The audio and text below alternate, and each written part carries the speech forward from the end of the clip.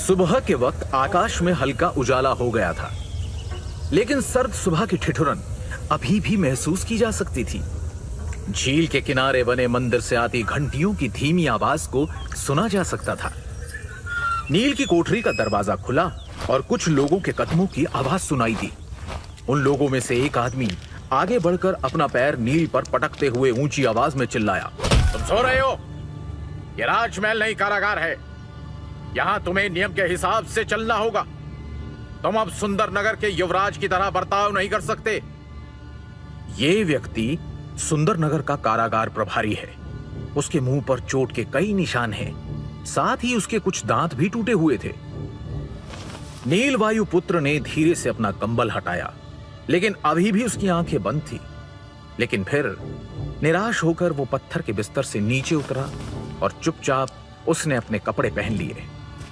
उसके कपड़े पुराने और फटे हुए थे, जैसे कि उन्हें सालों से पहना जा रहा हो।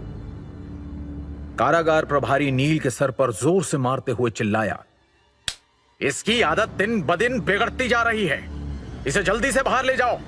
ऐसा कहकर उसने इशारा किया और उसके पीछे खड़े लोग नील के पास आए और उसके हाथों और पैरों में बेड़ियां बांधकर उसे चमड़े का मोटा कवच पहनाने लगे और फिर उसे बदतमीजी से धकेलकर प्रशिक्षण स्थल ले आए।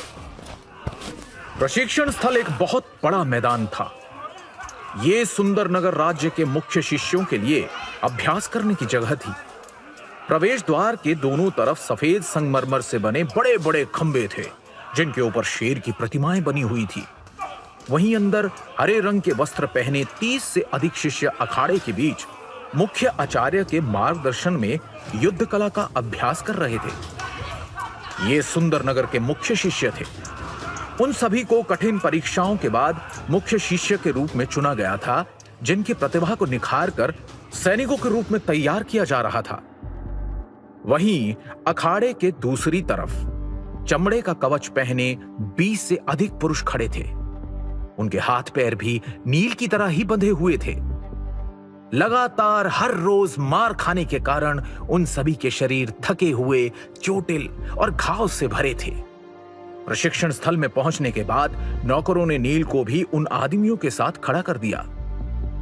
इनमें से अधिकांश पुरुष कैदी वो थे जिन्हें या तो मौत की सजा या फिर उम्र कैद की सजा सुनाई गई थी। सभी कैदियों को सहायक के रूप में इस्तेमाल किया जाता था। मुख्य आचार्य की आवाज प्रशिक्षण स्थल में गूंज उठी, आज का अभ्यास यहीं समाप्त होता है। अब सभी लोग एक एक सहायक चुन लें। वास्तविक मानव शरीर पर प्रहार करने से आप मानव शरीर की हड्डियों की संरचना और कमजोरियों से परिचित हो जाएंगे। आचार्य के निर्देश के बाद सबने अपना अपना सहायक चुन लिया।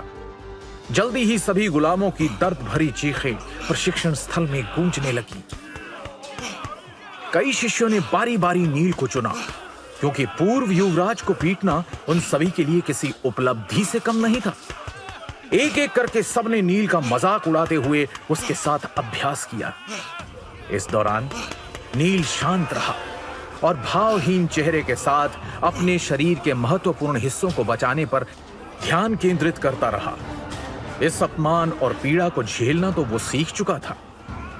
उसने बस इस बात से संतोष कर लिया था कि कम से कम उसकी बहन नीलिमा वायुपुत्र इस सब से दूर सप्त सिंधु आश्रम में सुरक्षित है।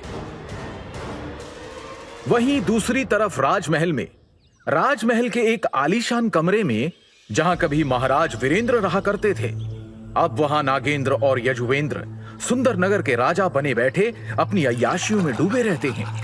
अनेकों दासियां उनकी सेवा में हर पल रहती हैं और वो दोनों शराब और ताकत के नशे में चूर सबसे बदतमीजी से पेश आते हैं। आज जब नशे में मदमस्त यजुवेंद्र एक दासी को अपनी गोद में बिठाए उसके यौवन का आनंद ले रहा था, वहीं नागेंद्र कुछ परेशान सा दिखाई पड़ रहा था। उसे देखकर यजुवेंद्र बोला, भाई साहब, लगता है इन दासियों से आपका मन भर चुका है। आप कहें तो मैं आपके लिए कुछ नई दासियां बुलवा लूं। इस पर परेशान से नागेंद्र ने झुंझलाकर इशारा किया और बोला, एकांत। मालिक का आदेश पाकर सभी दासियां वहां से चली गईं। ये देखकर यजुवेंद्र ने फिक्र जाहिर करते हुए पूछा, आखिर बात क्या है भाई साहब? इस पर नागेंद्र बोला, नील, नील वायु पुत्र अब 13 साल का बच्चा नहीं है।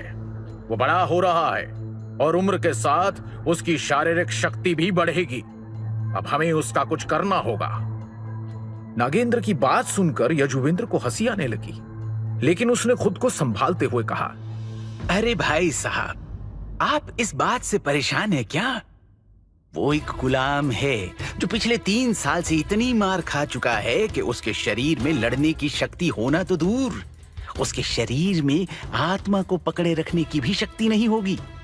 आप बेफिक्र रहिए। नागेंद्र यजुवेंद्र को बीच में ही टोकते हुए बोला, और नीलिमा, वो सप्त सिंधु आश्रम में महायोद्धा बनने की कगार पर होगी। जब उसे पता चलेगा कि उसका भाई हमारी कैद में है तो वो उसको बचाने की कोशिश नहीं करेगी। यजुवेंद्र हंसते हुए बोला, भाई साहब, आपको क्या लगता है मैंने इस बारे में नहीं सोचा होगा? आप निश्चिंत रहिए, नीलिमा का भी इंतजाम हो चुका है। कहते हुए यजुवेंद्र के चेहरे पर एक कुटिल मुस्कान थी। यहां प्रशिक्षण स्थल में नील बुरी तरह शिष्यों से मार खा रहा था कि तभी रेशमी कपड़े पहने एक युवक दिखाई दिया, जिसके पीछे कई लोग सहायकों की तरह चल रहे थे। युवराज आ गए। प्रशिक्षण स्थल पर मौजूद शिष्यों ने अपना अभ्यास रोक दिया और उस युवक की चापलूसी करने में लग गए। युवराज, आखिर आप साधना से बाहर आ ही गए। आप काफी ऊर्जावान और तरोताजा दिख रहे हैं। लगता है आपने खुद को काफी मजबूत बना लिया है। हमारे युवराज बहुत प्रतिभाशाली हैं। ये हमारे सुंदरनगर की शान है। मुझे यकीन है इन्होंने अपना स्वाधिष्ठान चक्र जागृत कर लिया है और वीर योद्धा बन गए हैं। नील की नजर रेशमी कपड़े पहने उस लड़के पर पड़ी तो उसके भीतर क्रोध की एक ज्वाला भड़क उठी। ये तथाकथित युवराज देवदत्त वायुपुत्र हैं, जो उसके पिता के सौतेले भाई नागेंद्र का सबसे बड़ा बेटा है और नील की ही उम्र का है। नील को गुलाम बनाए जाने के बाद देवदत्त वायुपुत्र को नील की जगह सुंदरनगर का युवराज बना दिया गया था। कुछ समय से देवदत्त वायुपुत्र अपनी साधना पर ध्यान देने के लिए एकांत में चला गया था, इसलिए कई दिनों से वो कहीं दिखाई नहीं दे रहा था। अब उसे देखकर कोई भी बता सकता था कि एकांतवास से बाहर आने के बाद वो और भी मजबूत हो गया है। देवदत्त को महसूस हुआ कि कोई पैनी नजर से उसे देख रहा है। उसने उस ओर अपना सिर घुमाया तो उसकी नजर नील पर पड़ी। वो अपने चेहरे पर एक मुस्कान लेकर नील के पास आया और उसका मजाक उड़ाते हुए बोला, इतने लंबे समय के बाद भी तुम्हें जीवित देखकर मुझे आश्चर्य हो रहा है। नील ने ठंडे स्वर में जवाब दिया, सच कहा, मैं अभी तक मरा नहीं हूं। मेरी इतनी फिक्र करने के लिए धन्यवाद। नील का जवाब सुनकर कई शिष्य नील पर बरस पड़े। युवराज से इस लहजे में बात करने की तुम्हारी हिम्मत कैसे हुई? तुम सिर्फ एक गुलाम हो। तुरंत नीचे झुककर युवराज से माफी मांगो, वरना आज तुम्हें अपने पैदा होने पर भी पछतावा होगा। उन्होंने ऐसे जताया जैसे नील ने कोई बहुत बड़ा गुनाह कर दिया हो। देवदत्त वायुपुत्र ने सभी को चुप होने का इशारा किया, फिर एक अभिमानी मुस्कान के साथ पूछा, नील, क्या तुम जानते हो मैं एकांतवास में क्यों गया था? नील ने कोई जवाब नहीं दिया। वो लगातार देवदत्त को घूर रहा था। देवदत्त ने अपनी बाजुओं पर हाथ फेरते हुए बड़ी हैरत के साथ कहा, भृगु ऋषि द्वारा भेंट की हुई गोली वास्तव में असाधारण है। उसमें मौजूद दिव्य ऊर्जा ने मेरे शरीर को पूरी तरह से शुद्ध कर दिया है, जिससे मुझे ऐसा महसूस हो रहा है मानो मेरा पुनर्जन्म हुआ हो। उसकी सहायता से मैंने अपने दूसरे कुंडालिनी चक्र की शक्ति को जागृत कर लिया है। अभी तो मेरे शरीर में उसकी 80% ऊर्जा बाकी है। उसकी पूरी ऊर्जा इस्तेमाल करने के बाद मैं बहुत ही जल्द विशुद्ध चक्र जागृत करके महावीर योद्धा बन जाऊंगा।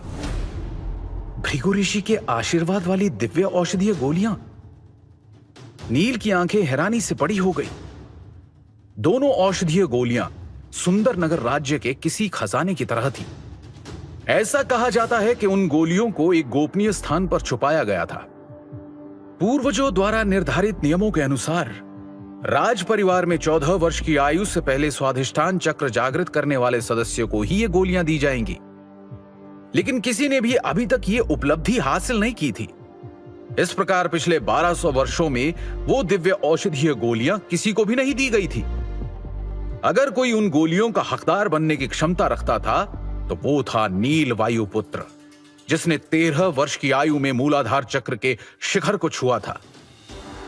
दुर्भाग्य से राज्य के भीतर हुए षड्यंत्र के फलस्वरूप नील वायुपुत्र को एक गुलाम के रूप में जीवन बिताना पड़ रहा था और इन कठिन परिस्थितियों में उसकी साधना लगभग रुक सी गई थी। दूसरी ओर देवदत्त में औसत दर्जे की प्रतिभा थी। वो बड़ी मुश्किल से 16 वर्ष की आयु में अपना मूलाधार चक्र जागृत कर पाया था। वो इन दिव्य औषधीय गोलियों के बिल्कुल भी योग्य नहीं था, लेकिन इसके बावजूद वो इस मूर्ख को मिल गई थी। जब नील ने यह बात सुनी कि जो गोलियां उसकी होनी चाहिए थी वो इस गधे को मिल गई हैं, तो वो गुस्से में कांपते हुए बोला, देवदत्त, तुम्हारी ऐसा करने की हिम्मत कैसे हुई? क्या तुम्हारे मन में हमारे पूर्वजों के लिए कोई सम्मान नहीं है? तुम्हारी मुझसे सवाल करने की औकात नहीं है। अब मैं स्वाधिष्ठान चक्र तक पहुंच गया हूं। अब मैं किसी बलिष्ठ सांड को भी हरा सकता हूं। तुम तो बस एक कमजोर गुलाम हो। अगर मैं चाहूं तो मैं तुम्हें आसानी से कुचल सकता हूं। लेकिन आज ही मैं साधना से बाहर आया हूं, इसलिए मैं अपने शक्ति परीक्षण के लिए एक सहायक चुनूंगा। नील के अपमान से देवदत्त जरा भी परेशान नहीं था। किसी गुलाम के मुंह लगना एक युवराज की शान के खिलाफ था। उसने नील के साथ अपनी बातचीत वहीं रोक दी और लापरवाही से इशारा किया और कहा, मैं चुनता हूं तुम्हें। आश्चर्यजनक रूप से देवदत्त ने नील को नहीं चुना। इसके बजाय उसने एक अधेड़ उम्र के कैदी को इशारा करके अपने पास बुलाया। वो कैदी तुरंत कांपने लगा। हालांकि उसने एक मोटा चमड़े का कवच पहना हुआ था जो हमले की शक्ति को काफी हद तक कम कर देता था, लेकिन स्वाधिष्ठान चक्र पर पहुंच चुके देवदत्त का सामना करने की सोच से ही उस गुलाम का दिल दहल उठा। देवदत्त ने गहरी सांस ली और अपनी मुट्ठी भींच ली। वो नंदी शस्त्र मुष्टिका थी, जो सुंदरनगर की एक गुप्त तकनीक थी। देवदत्त अपनी वास्तविक शक्ति आजमाना चाहता था। उसके पूरे शरीर पर एक हल्की नीली रोशनी चमकने लगी। देवदत्त की भयानक आभा देखकर सहायक की आंखों में निराशा छा गई। वो जानता था कि इस मुक्के से उसकी मौत हो जाएगी। वो अपने घुटनों पर बैठकर रहम की भीख मांगने लगा। युवराज, कृपया मुझे बख्श दें। तभी एक विस्फोटक आवाज गूंज उठी। देवदत्त ने सहायक की विनती पर कोई ध्यान नहीं दिया और अपना मुक्का सीधे उस कैदी के सीने पर दे मारा। एक जोर की आवाज के साथ उसका कवच फट गया और उसके टुकड़े टुकड़े हो गए। उसके सीने की सारी हड्डियां टूट गई। उस मुक्के की शक्ति से उड़ते हुए वो सहायक सामने की दीवार से टकराया और निढाल होकर जमीन पर गिर गया। और इस तरह देवदत्त ने एक ही मुक्के से उस सहायक को मार डाला। वहां मौजूद सभी लोगों ने उसके तलवे चाटने का एक और दौर शुरू कर दिया। युवराज, आप तो बहुत ज्यादा शक्तिशाली हो गए हैं। पूरे सुंदरनगर में कोई भी आपका सामना करने के काबिल नहीं है। अब मुझे तो लगता है कि आसपास के 10 राज्यों में भी कोई युवराज के बराबर नहीं होगा। देवदत्त अपने मुक्के के परिणाम से संतुष्ट था। उसने एक राहत की सांस ली और फिर शातिर मुस्कान के साथ नील की ओर देखा। हालांकि नील उस अधेड़ उम्र के व्यक्ति जितना कमजोर नहीं था, लेकिन देवदत्त के मुक्के की शक्ति वास्तव में काफी ज्यादा थी। नील अवचेतन रूप से एक कदम पीछे हो गया तो देवदत्त ने हंसते हुए नील के कंधे को थपथपाया। निश्चिंत रहो, मैं तुम्हें इतनी जल्दी नहीं मारूंगा। मैं तुम्हें दिखाना चाहता हूं कि तुम जैसे कचरे की तुलना में मैं कितना ताकतवर हूं। नील ने कोई जवाब देना ठीक नहीं समझा। देवदत्त अपनी अभिमानी मुस्कान लेकर वहां से जाने को हुआ कि तभी अचानक उसे कुछ याद आया। वो घूमा और बोला, ओह, और एक बात, मैंने सुना है कि मेरी प्रतिभाशाली चचेरी बहन को सप्त सिंधु आश्रम में परेशानी हो रही है। उसे काली पहाड़ी पर कैद कर दिया गया है। नीलिमा को कैद कर दिया गया है। यह सोचकर ही नील का दिल दहल गया। पिछले 3 सालों में नील ने कभी इस बात की परवाह नहीं की कि उसे एक गुलाम के रूप में रखा गया था। उसे हर रोज बुरी तरह घायल होने तक पीटा जाता था। उसने इस बात की भी परवाह नहीं की थी कि देवदत्त ने उससे दिव्य औषधीय गोलियां छीन ली जो मूल रूप से उसी की होनी चाहिए थी। लेकिन उसकी बहन नीलिमा उसकी एकमात्र कमजोरी थी। वो किसी भी हालत में उसे कुछ भी नहीं होने दे सकता था। क्या करेगा नील? कैसे बचाएगा वो अपनी बहन को जब वो खुद को ही बचा नहीं पा रहा है? क्या नीलिमा के कैद होने के पीछे क्या जुवेंद्र का हाथ है, या है कुछ और ही बात? जानने के लिए